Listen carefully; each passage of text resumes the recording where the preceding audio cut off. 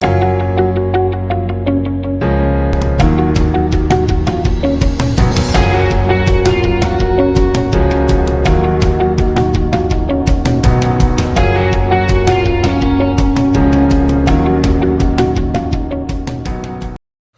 वालेकुम, my name is Fazal Wahab, you are watching my YouTube channel. आज के टॉपिक के अंदर हम वेव मोशन पढ़ेंगे। जी, जो आज का जो टॉपिक है वो हमारा वेव मोशन का है। वेव किस तरह से मूव कर रही होती है, ठीक है। यहाँ पे आपको एक डायग्राम नज़र आ रही है। ये डायग्राम कुछ इस तरह से है कि यहाँ पे एक टब ले लीजिएगा और इस टब के अंदर पानी रखा हुआ है, ठीक है। ये पानी रुका हुआ है, यानी स्टेशनरी कंडीशन में है, रेस्ट कंडीशन में है। एक पेंसिल जो है इस पानी के अंदर डिप किया जाता है, फिर निकाल दिया जाता है, ठीक है। जब आप पेंसिल डिप करेंगे इस पानी के अंदर तो इसके अंदर एक डिस्टर्बेंस आप क्रिएट करते हैं और एक सर्कुलर वेव बनती है। इस तरह से वो वेव फिर ट्रेवल कर रही होती है, किनारे तक जा रही होती है, ठीक है। अब अगर आप ये पेंसिल मुसलसल निकालें और डिप कर दें, फिर निकाल दें, फिर डिप कर दें, तेज़ी से जल्दी कर दें, तो इस तरह की सर्कुलर वेव्स बहुत सारी बनती जाएगी और वो ट्रेवल करती जाएगी, किनारे तक जाएगी, ठीक है। अब आप ऐसा करें कि यहाँ पे सपोज़ करें कि कोई पत्ता यहाँ पे रखा हुआ है, ठीक है। इस पानी के सरफेस के ऊपर कोई पत्ता रखा हुआ है, तो जब भी कोई वेव आएगी तो वो जो पत्ता है वो ऊपर नीचे हो जाता है, ठीक है। यानी वो पत्ता किनारे तक नहीं आएगा, न इधर आएगा, बल्कि वो अपनी ही जगह पे जब भी वेव आती है उस वेव के साथ ऊपर नीचे हो जाता है और वो किनारे तक नहीं आता। इसका मतलब ये हुआ कि असल में जो वेव प्रोड्यूस होती है, जो मीडियम है, जैसे वाटर है जिसके थ्रू ये वेव ट्रेवल कर रही होती है, ठीक है, वो मीडियम बजाते खुद मूव नहीं करता, बल्कि जो डिस्टर्बेंस आपने क्रिएट की है वो डिस्टर्बेंस उस मीडियम के थ्रू किनारे तक ट्रेवल कर रही होती है, जा रही होती है। यानी जो वेव आपने प्रोड्यूस की हुई है वो वेव जो कि एक एनर्जी है वो ट्रेवल कर रही होती है, किनारे तक जा रही होती है उस मीडियम को, यानी वाटर को यूज़ करके। जबकि बजाते खुद उस वाटर के जो पार्टिकल है, उस मीडियम के जो पार्टिकल है, जो वाटर है, वो बजाते खुद ट्रेवल नहीं करता। आपने देखा कि जो पत्ता रखा हुआ है वो पत्ता उधर ही पड़ा हुआ है और वो मूव नहीं कर रहा, ठीक है। तो ये हमारे पास एक एग्जांपल इस तरह से है वेव मोशन की, ठीक है। वेव मोशन में हमेशा के लिए वेव असल में एक एनर्जी होती है जो उस मीडियम के थ्रू ट्रेवल कर रही होती है और किसी किनारे तक जाके निकल रही होती है, ठीक है। ये हमारे पास एक और डायग्राम है, ठीक है। एक रस्सी हमने ली हुई है, एक साइड पे दीवार है, दीवार के साथ हमने उस रस्सी को बांधा हुआ, फिक्स कर दिया। दूसरे सिरे को हमने हाथ से पकड़ा हुआ है और उसको हमने एक झटका दे दिया, एक जर्क दे दिया उसको, ठीक है। यानी उसके अंदर हमने एक वेव प्रोड्यूस कर दी। अब आप ये देखिए कि रस्सी अपनी जगह पे है, लेकिन जो वेव है वो ट्रेवल कर रहा होता है उस रस्सी के थ्रू दीवार तक पहुंच रही होती है, ठीक है। यानी वो रस्सी, यहाँ से जो रस्सी पकड़ी गई है वो एग्जैक्टली उधर, वो जो रस्सी है वो उधर ही मौजूद है, वो रस्सी गई नहीं है, बल्कि वो वेव जो पैदा की गई थी, एनर्जी इस्तेमाल करके जो वेव पैदा की गई थी, वो एनर्जी एक्चुअली वो वेव जो है वो ट्रेवल कर रही होती है उस रस्सी के ज़रिए, उस रस्सी को एज ए मीडियम बना के वो ट्रेवल कर रही होती है टूवर्ड्स द वॉल, और वॉल से फिर ज़ाहिर वापस आएगी और हाथ पे ख़त्म हो जाएगी, ठीक है।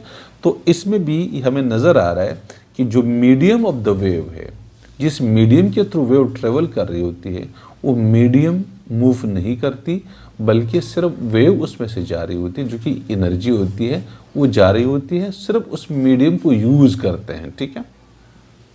इस तरह से एक और एग्जांपल यहाँ पे दिया हुआ है। एक स्प्रिंग है, सपोज करिए हमारे पास एक नॉर्मल स्प्रिंग है, ठीक है। नॉर्मल स्प्रिंग है, ये उसके जो टर्न्स है उसके अंदर डिफरेंट टर्न्स है, नॉर्मल स्प्रिंग है, ठीक है।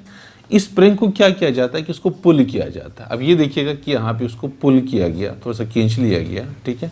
जब आप उसको खींच लेते हैं और फिर दोबारा छोड़ देते हैं, ठीक है, पहले खींचा आपने, जब दोबारा छोड़ दिया तो जाके वो थोड़ा सा कंप्रेस हो जाता है, इस तरफ जा रहा होता है, कंप्रेशन और रियरफेक्शन पैदा होता है, ठीक है।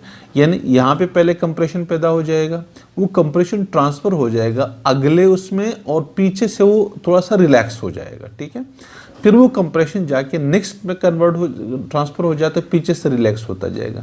तो अगर आपने कोई एक कंप्रेशन प्रोड्यूस की है, एक दफ़ा आपने उसको पुल किया और फिर छोड़ दिया हुआ है, ठीक है, तो जो कंप्रेशन प्रोड्यूस होता है वो जाके आगे ट्रांसफ़र हो जाता है, पीछे वाला हिस्सा जिसके अंदर पहले कंप्रेशन था वो रिलैक्स हो जाएगा, उसको हम रेयरफेक्शन कहते हैं, ठीक है। तो वो रिलैक्स हो जाएगा, फिर वो जो कंप्रेशन जहाँ पे गया हुआ है वो फिर आगे मुंतकिल हो जाएगा, और कंप्रेस्ड वाला हिस्सा जो है वो दोबारा रिलैक्स हो जाएगा, रेयरफेक्शन। तो इस तरह से वो एक वेव के फॉर्म में, जो कि एक कंप्रेशन और रेयरफेक्शन होता है, यानी आपके पास ये एक वेव बन रही है, एक रेयरफेक्शन है, ये कंप्रेशन, ये एक वेव बनती है, ठीक है। इस तरह से ये रेयरफेक्शन, एक कंप्रेशन, एक वेव बनती है। तो ये इस तरह से ट्रेवल करता जाएगा। स्प्रिंग अपनी जगह पे मौजूद है, ये स्प्रिंग अपनी जगह पे कहीं मूव नहीं कर रहा, लेकिन वो जो वेव प्रोड्यूस की हमने उसके अंदर कंप्रेशन और रेयरफेक्शन के फॉर्म में वो मूव करता जाएगा और एंड तक जाएगा, ठीक है।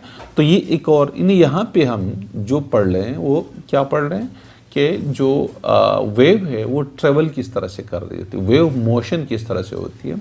तो वेव मोशन सिंपली तीनों एग्जाम्पल से मालूम होता है कि वेव एक एनर्जी होती है, एक डिस्टर्बेंस है, एक एनर्जी है जो बनती है, और वो उस मीडियम को यूज़ करके उसके ज़रिए ट्रेवल कर रही होती है। तो जिस मीडियम के थ्रू वो ट्रेवल कर रही होती है वो मीडियम जाती नहीं है, वो ट्रेवल नहीं करती, वो अपनी ही जगह पे रहती है, ठीक है।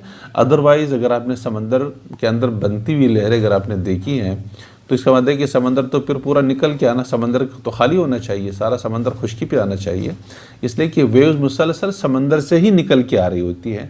तो इसका मतलब ये हुआ कि समंदर के अंदर जो हवाएं होती हैं और उसके अंदर जो एनर्जी प्रोड्यूस होती हैं, जो लहरें प्रोड्यूस होती है एनर्जी की वजह से, डिस्टर्बेंस की वजह से, वो एनर्जी फिर किनारे तक आ रही होती है उस समंदर के पानी को यूज़ करते हुए। समंदर का पानी नहीं आ रहा होता, समंदर का पानी अपनी जगह पे होता है, सिर्फ उस समंदर के पानी को यूज़ करते हुए वो एनर्जी किनारे तक आ रही होती है, और किनारे पे जाके वो एनर्जी ख़त्म हो जाती है। समंदर अपनी ही जगह पे मौजूद रहता है, ठीक है।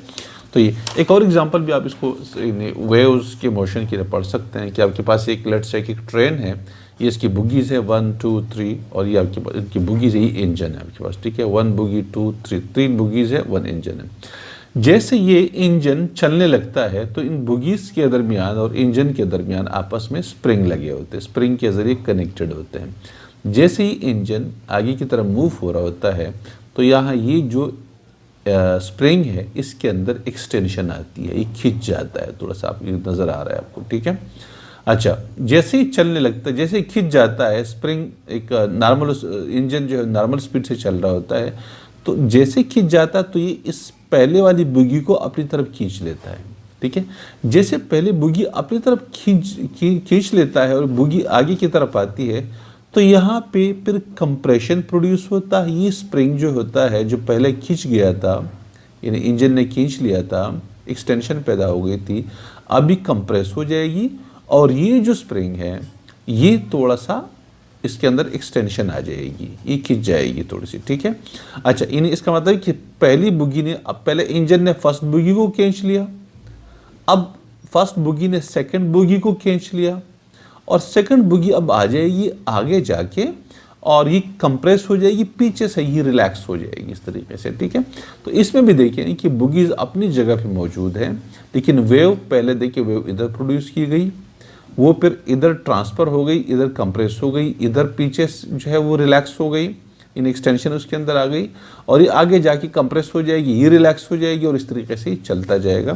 तो इन तमाम एग्जाम्पल्स में जो चीज़ कॉमन है वो ये है कि वेव ट्रेवल कर रही होती है मीडियम को यूज़ करके, जबकि मीडियम बजाते खुद ट्रेवल नहीं करती, वो स्टेशनरी कंडीशन में होती है। नेक्स्ट वीडियो में इंशाल्लाह हम कैरेक्टरिस्टिक्स ऑफ अ वेव पढ़ेंगे। आज हमने वेव मोशन पढ़ लिया, नेक्स्ट वीडियो के अंदर हम कैरेक्टरिस्टिक्स ऑफ अ वेव पढ़ेंगे। आज के लिए इतना ही, थैंक यू।